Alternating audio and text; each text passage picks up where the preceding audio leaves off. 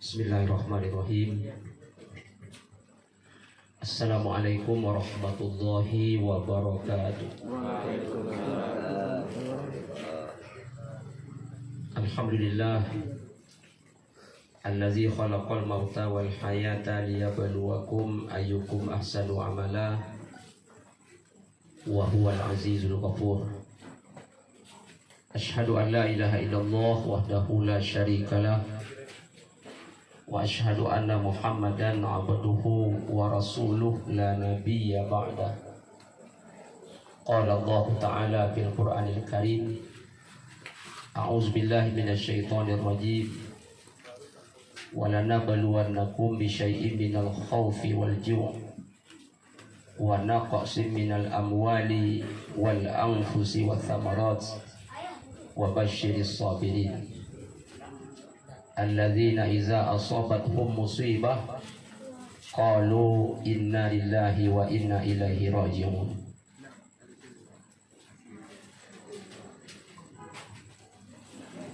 Ulaika alaihim salawatun min rabbihim wa rahmah wa ulaika humul muhtadun.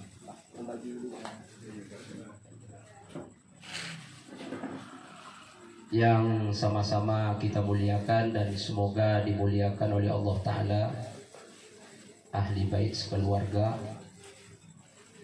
yang kita muliakan dan semoga dimuliakan oleh Allah Ta'ala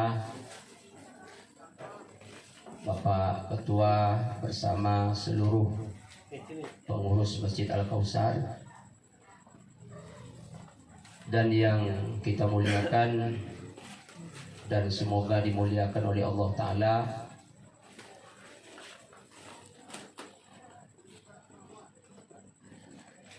Bapak Ketua Ikatan Sosial Kematian RW 15, seterusnya Bapak-bapak, ibu-ibu, jemaah sekalian, hadirin hadirat rahimakumullah. Ya, kita bagi kue dulu.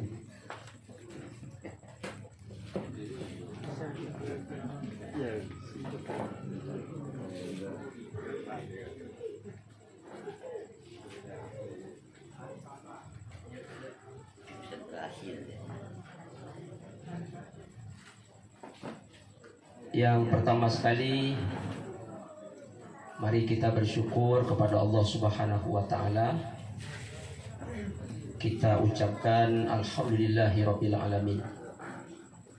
Dapat kita bertakziah pada malam hari ini telah berpulangnya ke rahmatullah 40 hari kurang lebih, yaitu ibunda kita Bunda SPD binti Muhammad Saleh, kemudian almarhumah Nabila Pusparani binti Muslim MS.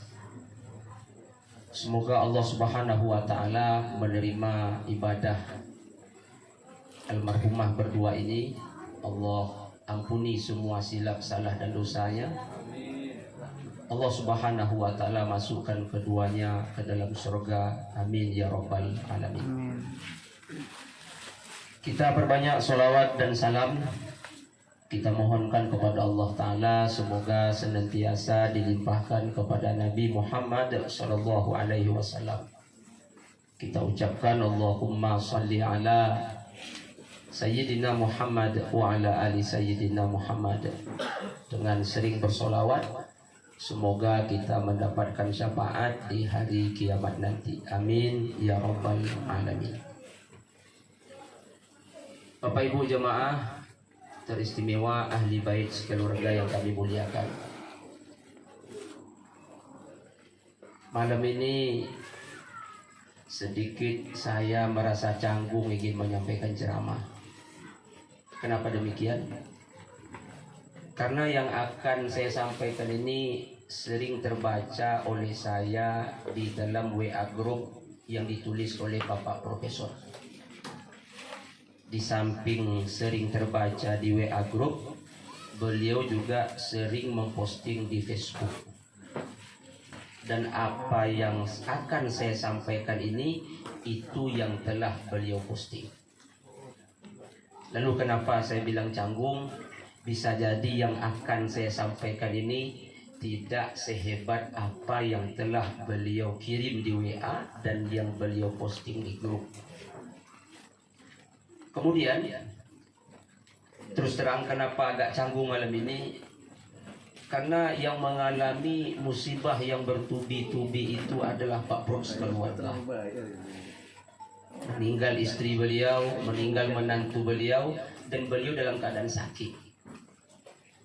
Kalau saya boleh bahasakan, malam ini sebenarnya kita justru minta nasihat kepada beliau.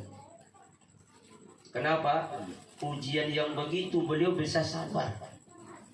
Seharusnya kalau boleh, kalau beliau sehat, beliau yang berdiri di sini menasihati kita semua.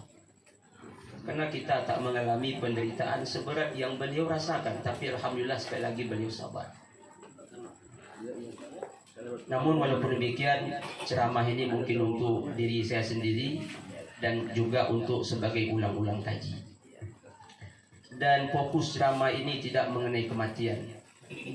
Walaupun Pak Prof tidak bersama dengan kita, saya yakin beliau mendengar suara saya. Saya mohon izin sedikit nak berbagi kepada Pak Prof. Pak Prof keluarga yang kami muliakan, mewakili jemaah saya ingin sampaikan. Dalam kondisi Pak Prof keluarga yang seperti ini, apa yang harus dilakukan? Maka agama mengajarkan kepada kita. Yang pertama, selalulah berbaik sangka kepada Allah Subhanahu wa ta'ala. Karena Allah itu maha baik. Apapun yang Allah tetapkan kepada kita, walaupun kita tak suka, tapi itu baik. Walaupun itu pedih, walaupun itu membuat kita sedih, maka sekali lagi itu adalah suratan takdir yang telah digariskan 50.000 tahun sebelum dunia ini Allah ciptakan. Maka berbaik sangkalah.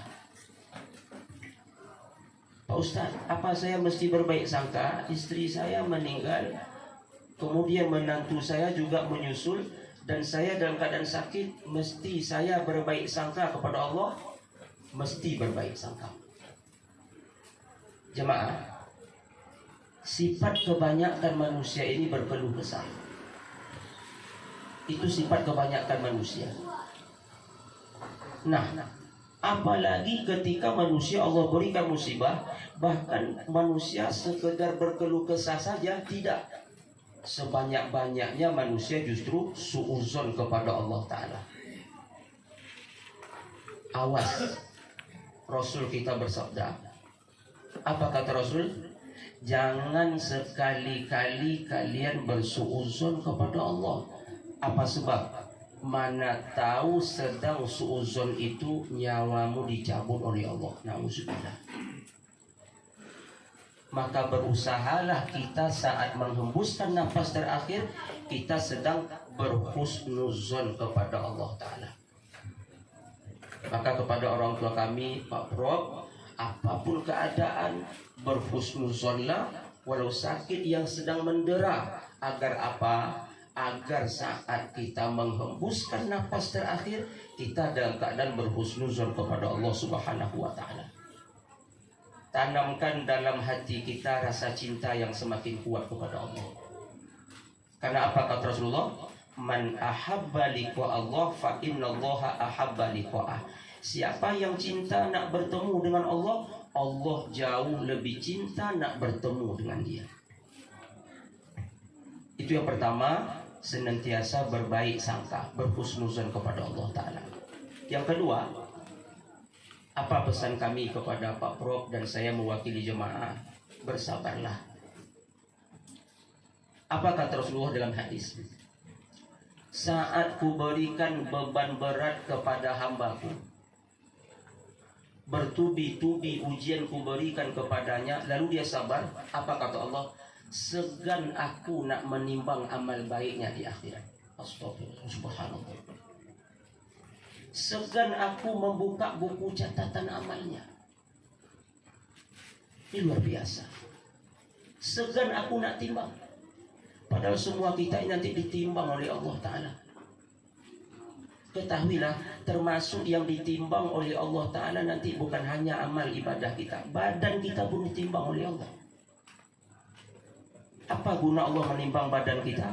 Allah nak kasih tahu kepada kita, berat badan kita tak pengaruh sedikit pun. Kurus tak ada urusan dengan amal, berat tak ada untung. Kurus tak rugi, berat tak untung. Lalu ketika badan kita ditimbang oleh Allah, Allah katakan kepada kita bahwa badan kita itu taklah lebih berharga daripada sayap nyamuk. Tapi mohon maaf, kadang-kadang badan ini yang terus kita urus-urus ketika di dunia. Lupa mengurus hati. Gemuk ketakutan juga kita, kurus ketakutan juga kita. Padahal di akhirat gemuk tak ada untung, rugi tak ada, kurus tak ada rugi. Nah, ketika seorang bersabar, apa kata Allah? Segan aku nak menimbang amalnya. Segan aku membuka buku catatannya. Apa artinya? Orang yang sabar saat dapat musibah, tak ada balasan buat dia kecuali surga. Allah permudah dia masuk surga. Apalagi dalam keadaan sakit seperti ini. Jemaah sudah tahu semua. Saat sakit, Allah utus 4 malaikat datang kepada orang sakit. Apalagi sakit yang lama. Malaikat pertama Allah perintahkan. Apa kata Allah, wahai malaikat? Ambil selera makannya. Maka orang yang sakit itu rata-rata selera makannya tak enak. Lalu Allah utus malaikat yang kedua. Wahai malaikat, ambil cerah ceria wajahnya. Maka orang sakit itu rata-rata pucat semua. Lalu apa kata Allah kepada malaikat yang satu lagi? Ambil tenaganya. Maka orang sakit rata-rata lemah semua. Lalu malaikat yang keempat, apa kata Allah? Ambil dosa-dosanya. Ambil dosa-dosanya. Lalu setelah diambil dosa tadi, setelah diambil raut wajah yang cerah tadi, setelah diambil selera makan, setelah diambil kekuatan badan, lalu sehatlah atau tak sehat. Apa kata Allah kepada malaikat yang mengambil raut wajah cerah ceria tadi? Kembalikan lagi. Maka malaikat itu mengembalikan. Cerahlah wajah seseorang karena badan sudah mulai sehat. Allah katakan kepada malaikat yang kedua, wahai malaikat, kembalikan selera makannya. Wajah sudah mulai cerah, selera makan sudah mulai datang. Lalu apa kata Allah Ta'ala? Kembalikan tenaganya. Alhamdulillah, wajah cerah, selera makan dah datang, tenaga pun dah kuat. Tapi malaikat yang nomor 4 tidak dipanggil-panggil oleh Allah Ta'ala. Lalu malaikat yang keempat datang kepada Allah. Ya Allah, bagaimana dengan dosa-dosanya? Wahai malaikat, demi kemuliaanku, telah kuuji dia sekian lama. Sakit berat bertubi-tubi, tak bisa bekerja lagi. Apakah dosa yang kuambil kuserahkan lagi kepada dia? Tidak, wahai malaikat. Campakkan dosa itu ke laut. Subhanallah. Begini kasih sayang Allah kepada Pak Prof hari ini. Saya yakin Pak Prof bisa sabar. Sekeluarga ini bisa sabar. Itu balasan yang sangat luar biasa. Lalu apa yang ketiga yang nak kami sampaikan kepada Pak Prof, keluarga mewakili jemaah? Bersyukurlah. Di samping kita suruh berhusnuzon, kita bersabar. Kenapa disuruh bersyukur? Padahal istri meninggal nih. Menantu telah pergi, takkan balik-balik lagi. Kita sakit. Lalu kok kenapa disuruh bersyukur? Ternyata ketika Allah berikan ujian kepada kita, itu tanda Allah sayang. Allah tak ingin azab kita di akhirat, karena azab di akhirat itu terlalu berat. Lalu Allah percepatlah kepada kita, katakanlah azabnya di dunia berupa sakit, penderitaan yang sangat luar biasa. Jemaah, orang-orang yang tak diuji oleh Allah di dunia, nanti di akhirat justru menyesal. Sekarang terbalik. Kita yang diuji oleh Allah di dunia menyesal kita. Kenapa ujian bertubi-tubi ya Allah? Di akhirat justru terbalik. Orang yang tidak diuji nyesal luar biasa. Apa kata orang yang tak mendapatkan ujian di dunia kepada orang yang mendapatkan ujian? Untung kalian mendapatkan ujian. Rasa-rasanya kami ingin kembali ke dunia. Mengapa manusia yang tak dapat ujian di akhirat ingin kembali ke dunia? Supaya Allah uji mereka, supaya Allah berikan musibah kepada mereka, supaya Allah berikan bala kepada mereka. Cemburu mereka di akhirat kepada orang yang dulu ketika di dunia Allah berikan ujian. Apa yang membuat mereka cemburu? Ternyata makin luar biasa ujian, makin besar seseorang itu di mata Allah. Semakin besar ujian, semakin tinggi derajat seseorang di sisi Allah di akhirat. Makanya di dunia begitu juga. Siapa orang yang paling berat ujiannya? Para nabi. Siapa orang yang paling berat cobaannya? Para nabi. Nabi itu mulia di dunia, mulia di akhirat. Lalu yang keempat, apa yang mesti dilakukan oleh Pak Prof keluarga? Teristimewa untuk Bapak Prof dalam kondisi sakit seperti itu, rajin-rajinlah berzikir. Amal-amal berat mungkin tak sanggup untuk dilakukan. Umroh tak mungkin lagi. Kemudian sholat 5 waktu berjamaah tak mungkin lagi. Namun sakit walau bagaimanapun lakukan amal. Karena apa? Ada amal-amal ringan bisa dilakukan bahkan oleh orang sakit, tapi berat timbangan di sisi Allah. Apa itu? Banyak-banyak berzikir. Terutama zikir yang dibaca waktu sakit, subhanallah wa bihamdi, subhanallahil azim. Karena 2 kalimat zikir ini nanti kalau diucapkan, ini memberatkan timbangan kebaikan kita di akhirat. Dan yang tak kalah penting, banyak-banyak beristighfar. Ini ada sedikit cerita tentang istighfar, walaupun tidak berkaitan dengan musibah.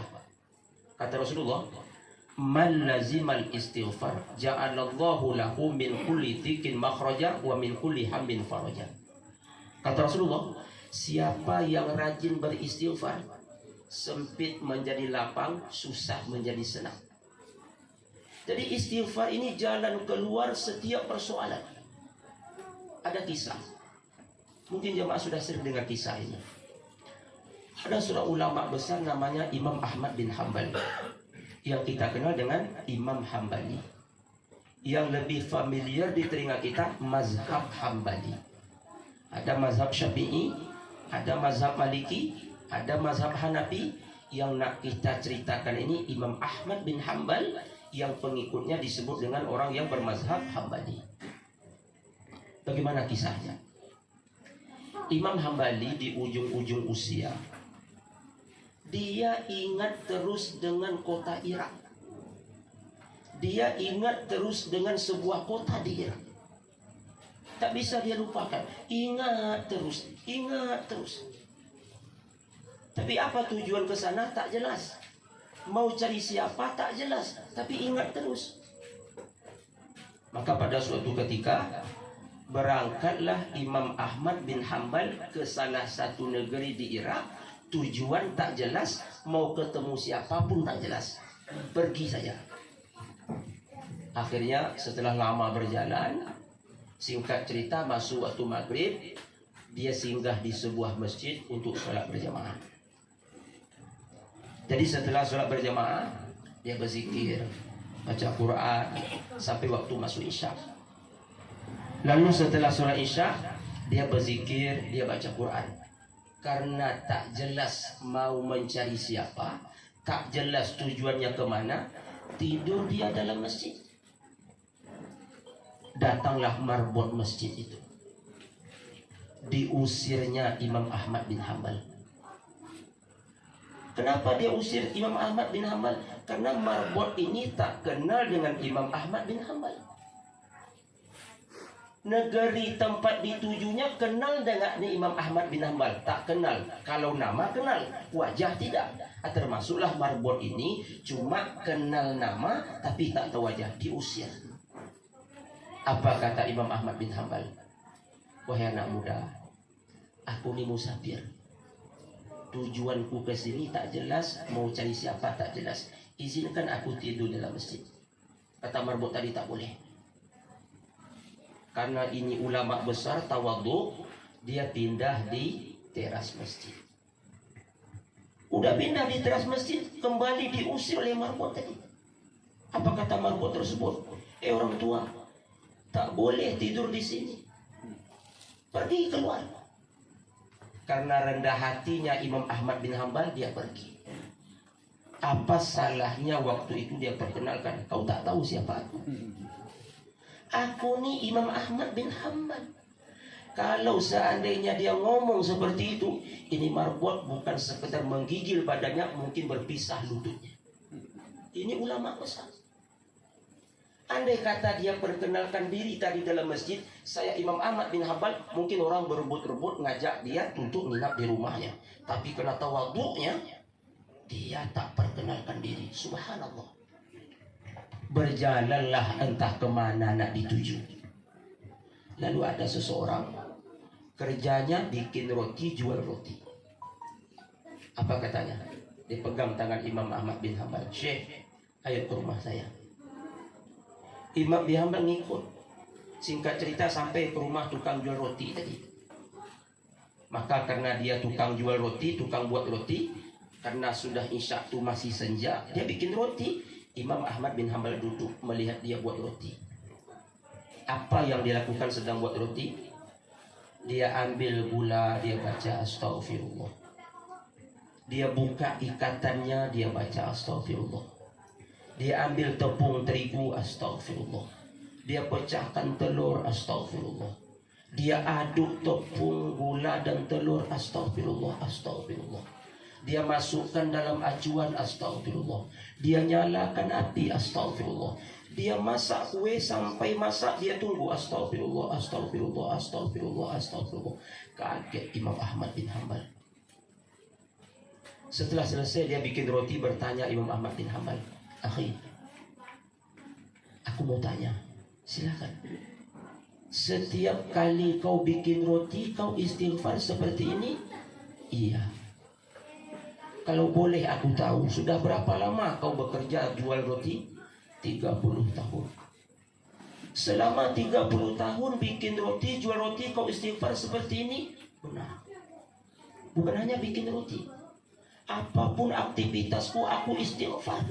Bertanya Imam Ahmad bin Hanbal, apa yang kau rasakan selama kau baca istighfar? Dia jawab, yang ku rasakan selama aku mengamalkan istighfar seperti ini, lapang hatiku. Jemaah, yang membuat sempit dada kita itu dosa, jemaah. Saya ulangi, kenapa kita tidur susah, makan tak enak? Dosa. Kenapa orang ini tenang? Dosanya tak ada. Kenapa dosanya tak ada? Istighfar itu penghapus dosa. Wahai saudaraku, apa lagi yang kau rasakan karena istighfar? Apa kata tukang jual roti ini? Apa yang kuinginkan Allah kabulkan semua. Satu yang belum Allah kabulkan lagi, tapi aku yakin suatu hari Allah pasti kabulkan. Apa itu yang belum Allah kabulkan?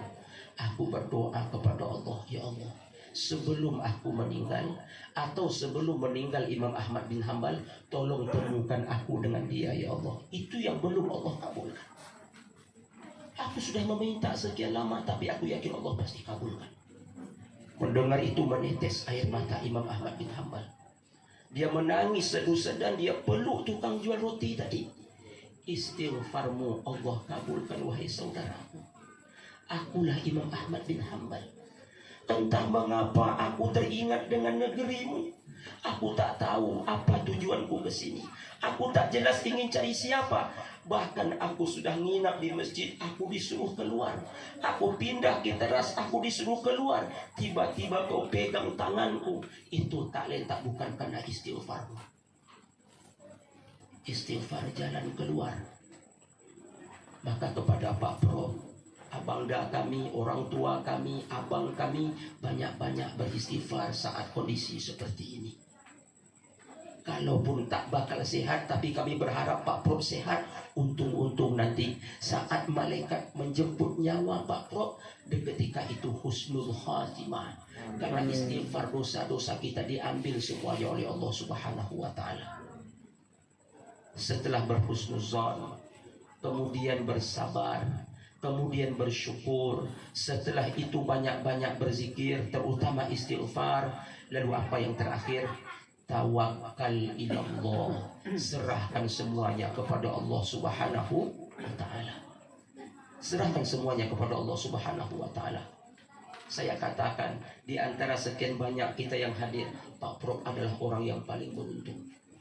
Allah berikan kepada ujian. Kenapa Allah berikan kepada dia? Itu pertanda menurut Allah dia sudah sanggup untuk menerima ujian tersebut. Ibarat sekolah, kalau kita kelas 1 SD, guru takkan kasih soal kelas 3 kepada kita. Kalau kita duduk di kelas 3, guru takkan kasih soal kelas 5 kepada kita. Kalau kita baru di bangku SMA, dosen tak mungkin akan kasih soal ujian mahasiswa kepada kita. Tapi kalau kita kelas 3, maka yang diberi oleh guru kepada kita soal materi kelas 3. Kalau kita seorang mahasiswa, maka yang diberi oleh dosen adalah sesuai dengan kelas semester yang kita duduk. Kelas Pak Prof sekarang di atas kita. Apa bukti? Allah berikan ujian kepadanya yang Allah belum berikan kepada kita. Itu pertanda dia sudah sanggup menurut Allah untuk memikulnya.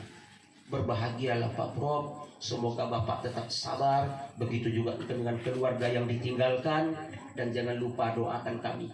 Karena salah satu keistimewaan orang sakit adalah doanya diijabah oleh Allah Ta'ala.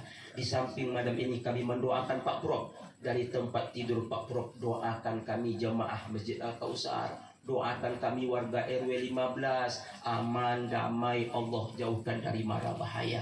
Karena doa orang sakit itu, kata Rasulullah, diijabah oleh Allah Subhanahu wa ta'ala. Ini mungkin setawar sedingin yang bisa kita sampaikan malam hari ini. Semoga sedikit menjadi penghibur Pak Prof keluarga kita, dan terutama saya yang menyampaikan. Tentu lebih besar lagi harapan kita yang telah berpulang ke rahmatullah, meninggalkan kita semua, yaitu Ibunda Yumna bersama almarhumah Nabila Pusparani. Semoga Allah Subhanahu wa ta'ala menerima amal ibadah mereka. Allah ampuni silap salah dan dosanya. Allah masukkan ke dalam surga. Amin ya rabbal alamin. Baik Bapak Ibu jemaah, mari terakhir kita tutup dengan pembacaan doa. Semoga doa-doa kita malam ini diijabah oleh Allah Subhanahu wa ta'ala. Amin ya rabbal alamin. Mari kita awali sekali lagi dengan membacakan Al-Quran Al-Fatihah. A'udzubillahi minasyaitonirrajim. Bismillahirrahmanirrahim. Alhamdulillahi rabbil alamin. Ar-Rahmanirrahim. Malik yaumiddin. Iyyaka na'budu wa iyyaka nasta'in. اهدنا الصراط المستقيم صراط الذين أنعمت عليهم غير المغضوب عليهم ولا الضالين آمين. نعوذ بالله من الشيطان الرجيم. بسم الله الرحمن الرحيم. الحمد لله رب العالمين، والصلاة والسلام على أشرف الأنبياء والمرسلين وعلى آله وصحبه أجمعين. اللهم صل على محمد وعلى آل محمد، ألا تعذب على أرواح آبائنا وأمهاتنا وإلى جميع أهل القبور من المسلمين والمسلمات والمؤمنين والمؤمنات برحمتك يا أرحم الراحمين، خصوصا إلى روحي يمنى binti Muhammad Saleh, wa ila ruhi Nabila Pusparani binti Muslim MS birahmatika ya arhamar rahimin. Allahumma bihaqqi Muhammad wa ala ali Muhammad alla tu'azziba ala ruhi Yumna binti Muhammad Saleh, wa ila ruhi Nabila Kusparani binti Muslim MS birahmatika ya arhamar rahimin. Allahumma ighfir lahuma warhamhuma wa'afihima wa akrim nuzulahuma wa wasi' madkhalahuma wa aghsilhuma bil ma'i wath thalji wal barad wa nakkihima min khatayahuma kama yunaqqa thawbul abyadu minad danas. Allahumma ja'al qabrahuma rawdatan min riyadil jannah wa la taj'al qabrahuma kufratan min kufarin niran birahmatika ya arhamar rahimin. Allahumma rabban nas azhibil ba'sa ala akhina syafri adiman birahmatika ya arhamar rahimin. Ishfihi anta syafi la shifaa illa shifauka la yughadiru saqama. Allahumma rabban nas azhibil ba'sa ala akhina syafri adiman ishfihi anta syafi la shifaa illa shifauka la yughadiru saqama birahmatika ya arhamar rahimin.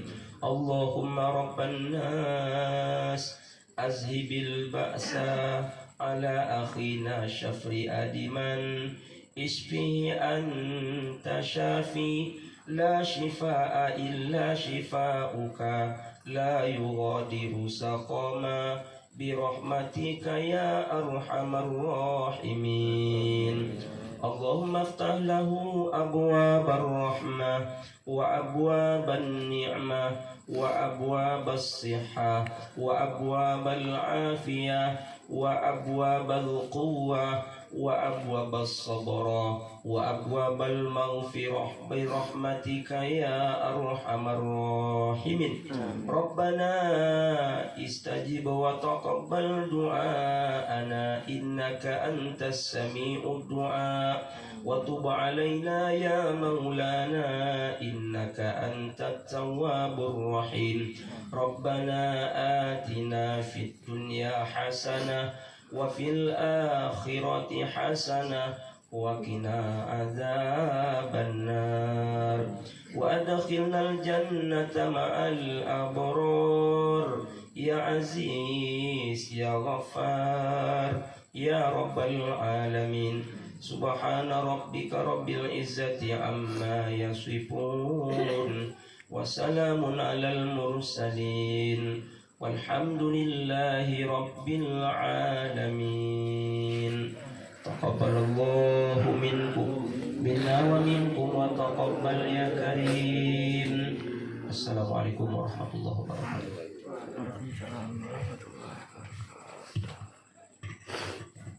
Terima kasih kepada yang pertama Bapak Ustadz Adi yang telah memimpin Yasin, dan terima kasih juga kepada Bapak Ustadz Marhadim yang telah memberikan tawar sedingin. Apa yang dia sampaikan betul-betul membuat